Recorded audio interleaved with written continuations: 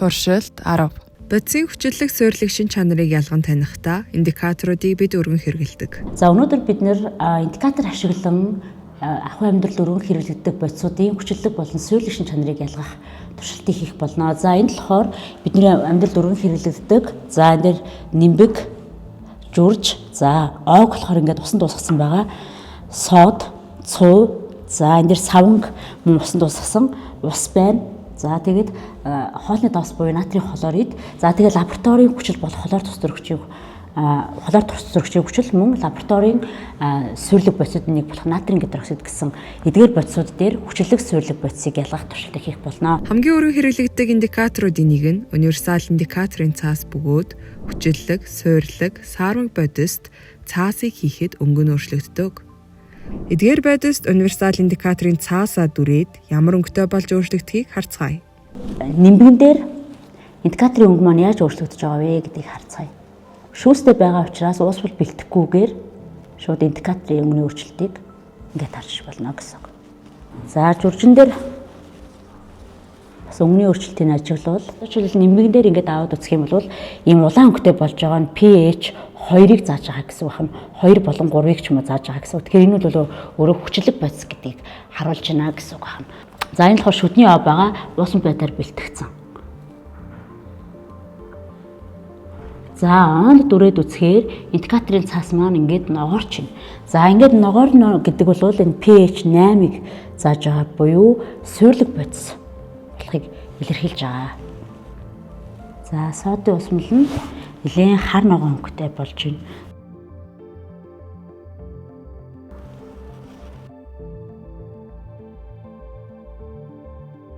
За цэвэр усны хувьд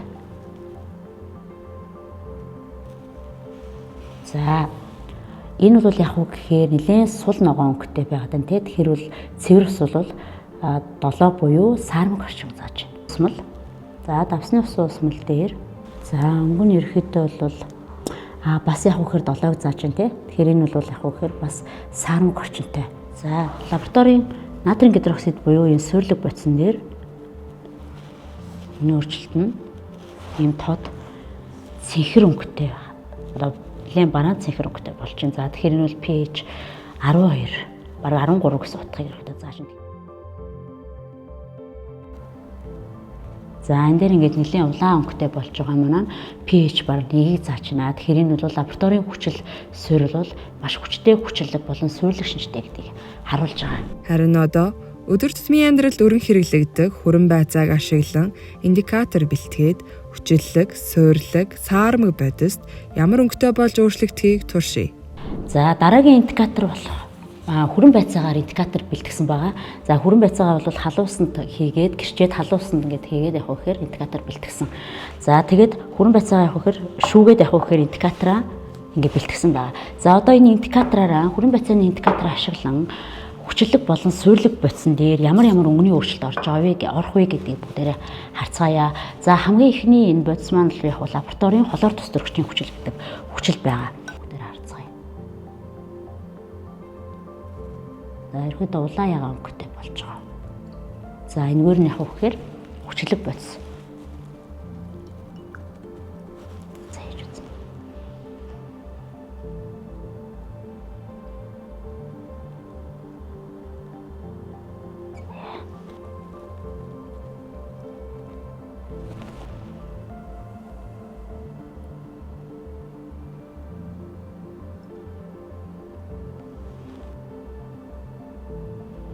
За энэ цуу нь өөрөө улаан хүр өнгөтэй байгаа учраас яг энэ дээр өнгөнийхэн илэрлэл нь бүрлэлээ тод бол харагдах байгаа.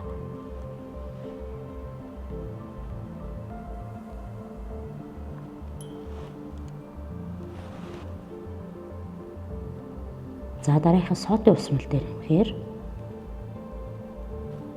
за арай ногоон өнгөтэй болж гэлж байна. Энэ удаагийн туршилтаар 2 төрлийн индикаторыг ашиглан хүчлэг, суйрлаг, саармаг бодист хэрхэн өнгөө хувиргаж байгааг судаллаа. Та бүхэн гэрт байгаа бодисуудаа ашиглан хүрэн байцаагаар индикатор бэлтгэж энэ туршилтыг хийж үзээрэй. Одоо лабораторийн хүчил, суурийн хооронд явагдах саармаг чухварлыг судалцгаая. Туршилтад хэрэглэгдэх зүйлстэй танилцъя. бидэнд бий өрдөг колб, шилэн аяга, юулуур, штатив, фенолфтилийн индикатор, лор тус төрөгчийн хүчил, натрийн гидроксид, зэрэг шил сав бодис уруулж хэрэглэгдэнэ. Эхлээд хүчлээр бирд гэд үүргэн. Натрийн гидроксидоос хэмжээс цилиндертэй хэмжиж аваад колбондоо хийн. Натрийн гидроксидын усмал дээрээ фенолфтилийн индикатороос 2-3 төслийг хийцгээе. Ягаан өнгөтэй болж байна. Энэ усмал дээрээ хлор тус төрөгчийн хүчлээс багаар хий. Усмалын ягаан өнгө арилж усмал өнгөгүй болсон байна. Энэ нь хүчлэлэг суйрлаг бодисын хооронд саармагжих хурвал явагдсан болохыг харуулж байна. Бидний өдөр тутмын амьдралд сармагч хурвалууд бас явагддаг байгаа. За жишээлбэл сармагч хурвалын жишээ бол шүдний ог агоор бид нэр өглөө болон өдөртөө байнга шүдээ угаадаг. За энэ нь болохоор бас амьдрал хавдаг сармагч хурвалын жишээ юм аа. Ерөнхийдөө хүний амны орчин бол янз бүрийн хоол эцсийн үр дүнд амны ам дотор байгаа бактериудын нөлөөгөөр ам бол маш их хүчлэг болсон байдаг. Харин ам дотор байгаа тэр хүчлэг бодис маань шүдний паланд соороход хорхоотоход нөлөөлдөг. Харин бид нэр тэр хүчлэг бодисыг яаж багасгах вэ гэхээр суйрлаг шин чанартай содоор угааж иж амны орчинг сармагч болдог байгаа. За энэ мэтчлэн амьдрал ахуйдах сармагч хурвалуудын жишээ их олон байдаг. За баярлалаа.